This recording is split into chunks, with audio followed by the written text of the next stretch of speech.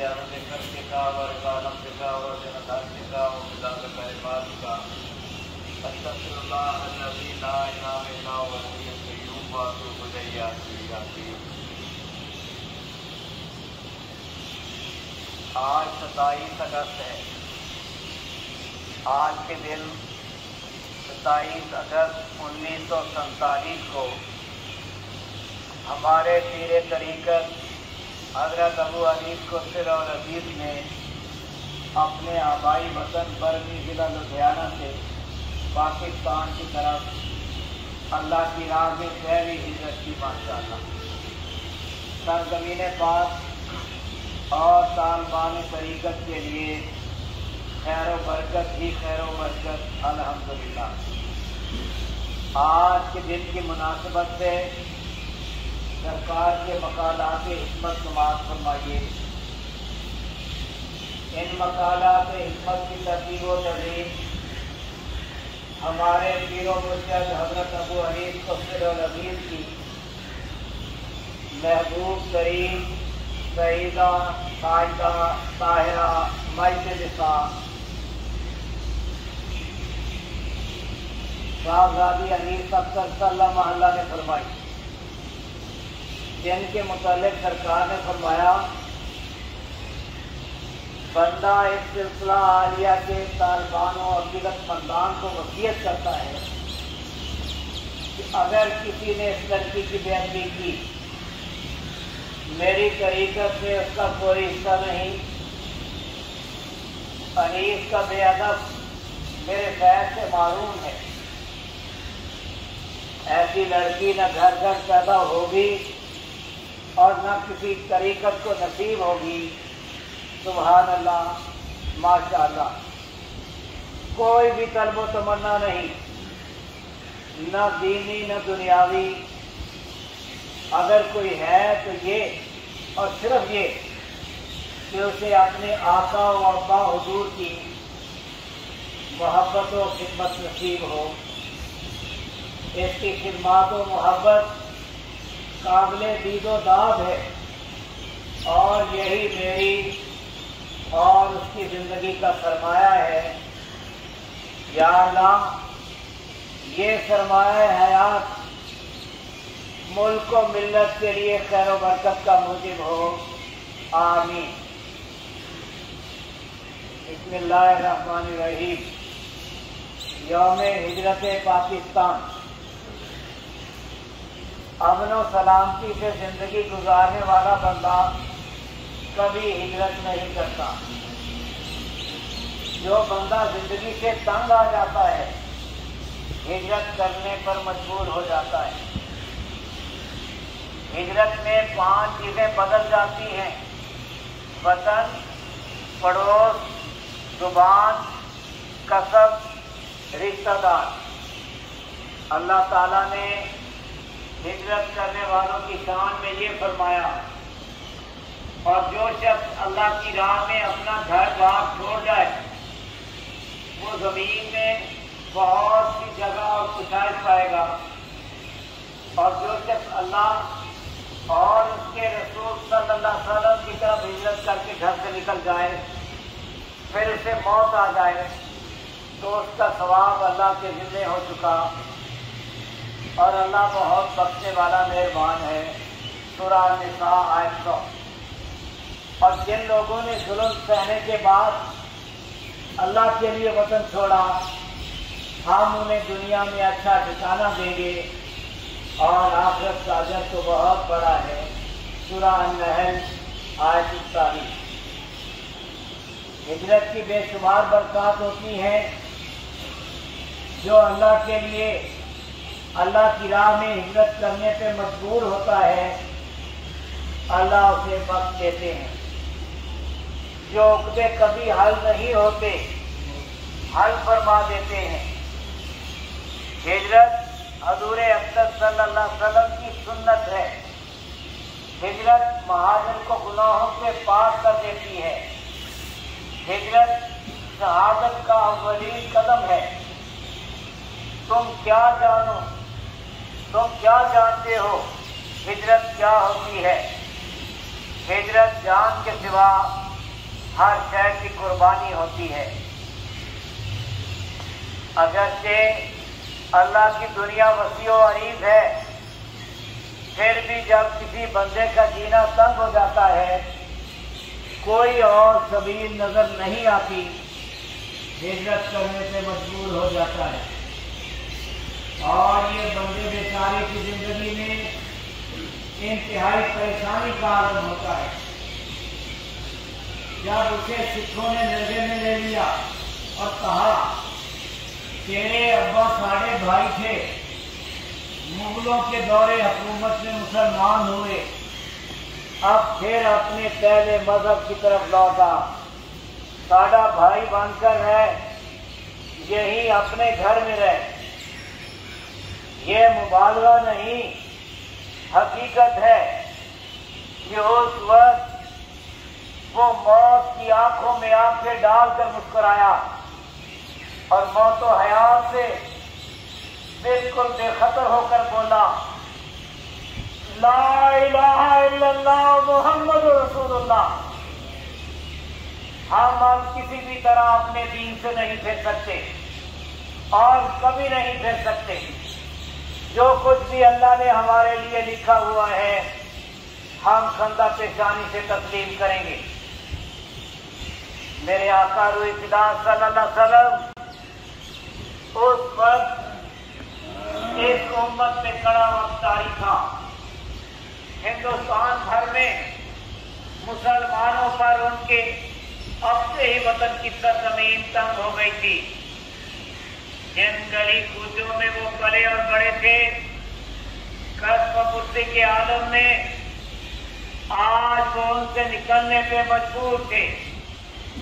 لوٹے پھوٹے قافلوں کی صورت میں سفر کے دوران بھی موت ہر کہیں ان کا پیچھا کر رہی تھی۔ زندوں کے خون سے ہولی کھیلی جا رہی تھی اور بے گور و کفن لاشیں خاک و خون میں لت پت ادھر ادھر بکھری پڑی تھی۔ بے بسی اور بے کسی کے اس عالم میں کوئی کسی کا پرسان حال نہ تھا۔ چاروں طرف آگ بھڑکی ہوئی تھی جس میں زندہ جانیں صرف مسلمان ہونے کی وجہ سے جلائی جا رہی تھی۔ میرے آقا روح خدا صلی اللہ علیہ وسلم کسی پہ اپنی پیاری چیز کو قربان کرنا وفا کی حد اور اپنی جان تک قربان کر دینا فدا کی حد ہے۔ آپ کی امت کے ان سب باوفا شہیدوں کو ہم خاک نشینوں کا انتہائی محبت و عقیدت بھرا سلام قبول ہو۔ میرے آقا روح خدا صلی اللہ علیہ وسلم یہ قربانی اسلام کے لیے دی گئی، قبول فرما کر اس کا بول بالا فرمائے آمین۔ بے شک جانیں قربان کرنے والے اور اسلام کی خاطر اپنے گھر بار چھوڑنے والے یہ اہل اسلام اگر توحید سے منہ موڑ لیتے اور بتوں سے رشتہ جوڑ لیتے، اللہ الہ الا اللہ محمد رسول اللہ صلی اللہ علیہ وسلم کی بجائے ان کی زبانوں پر ہری اوم کے کلمات جاری ہو جاتے تو اپنے ہی وطن کی سرزمین ان پہ یوں تک نہ کی جاتی۔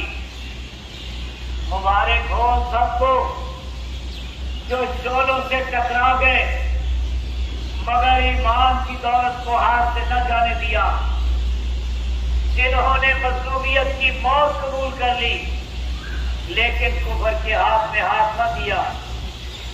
حق کی خاطر بے گھر ہونے والوں اور رائے حق میں اپنی جانوں کا نذرانہ پیش کرنے والوں کو قرآن کریم کا یہ ملکہ جان فزا مبارک ہو۔ تو جن لوگوں نے ہجرت کی اور اپنے گھروں سے نکالے گئے اور میری راہ میں ستائے گئے اور لڑے اور قتل کیے گئے، میں ضرور ان سے ان کے گناہوں کو دور کروں گا اور انہیں ایسے باغوں میں داخل کروں گا جن کے درختوں کے نیچے نہریں جاری ہیں، یہ جزا ہے اللہ کی طرف سے اور اللہ ہی کے پاس اچھا اجر ہے۔ سورہ آل عمران آیت 195۔ ہمارے ساتھ جو کچھ بھی ہوا توحید و رسالت سے ایمان ہی کی بدولت ہوا، گویا اللہ ہی کے لیے ہوا۔ اللہ نے اپنی کتاب قرآن کریم میں ایمان کی فتح و نصرت کا وعدہ فرمایا ہوا ہے۔ ہجرت کے بعد نصرت اور شکست کے بعد فتح مومن کے ایمان کا وہ جز ہے جسے کوئی کمی نہیں جھٹلا سکتا۔ پھر ایمان نے یہ تصدیق برملا کی کہ اے اللہ کے لیے ہجرت کرنے والے مسلمانوں، یقیناً وہ دن دور نہیں جب اللہ کے لطف و کرم سے اللہ کی اس مملکت جس میں کہ ہم آج اس حال میں قدم رکھ رہے ہیں، جی ہاں، اور نہ پہ اقوام عالم کے فیصلے ہوا کریں گے۔ گویا اللہ تعالیٰ اپنے اس ملک و ملکوں کی سرداری بخشے گا ماشاءاللہ۔ اے ارض و سماج کے خالق و مالک، ایمان تیری نصرت اور تاریخ تیری قدرت کی منتظر ہے۔ ہمیں ہماری کھوئی ہوئی تمکنت عنایت فرما، آمین۔ یا اللہ، تو اپنی مددیت، الوہیت، سمدیت اور ربوبیت کے صدقے اپنی اس مملکت پاکستان کی تقدیر کو بلند فرما، آمین۔ جس طرح تو نے اپنے حبیب اقدس صلی اللہ علیہ وسلم کو تمام نبیوں کی سرداری بخشی، پھر ان کی امت کو ساری امتوں میں سے چن کر خیر امہ کے لقب سے سرفراز فرمایا، اسی طرح تو نے مملکت پاکستان کو اپنے سارے ملکوں میں سے چن کر اپنے لیے منتخب فرمایا۔ یا اللہ، مملکت پاکستان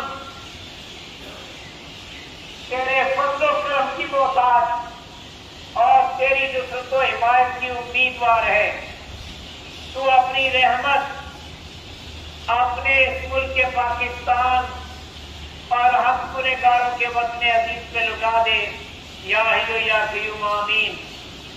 اسلام کی کھوئی ہوئی عظمت اور چھنا ہوا وقار پھر سے عنایت فرما، آمین یا حی یا قیوم۔ یا اللہ، اپنے حبیب اقدس صلی اللہ علیہ وسلم کی ہمیشہ قائم و دائم رہنے والی نبوت و رسالت کے صدقے ہم سے درگزر فرما اور ہمیں ہمارا کھویا ہوا مقام بخش، آمین یا حی یا قیوم۔ الحمدللہ حی القیوم، واللہ خیر الرازقین، واللہ ذو الفضل العظیم۔ بسم اللہ الرحمن الرحیم، اللہم صل علی سیدنا محمد وعلی وسلم کل معلوم لک، استغفر اللہ الذی لا الہ الا هو واتوب الیہ۔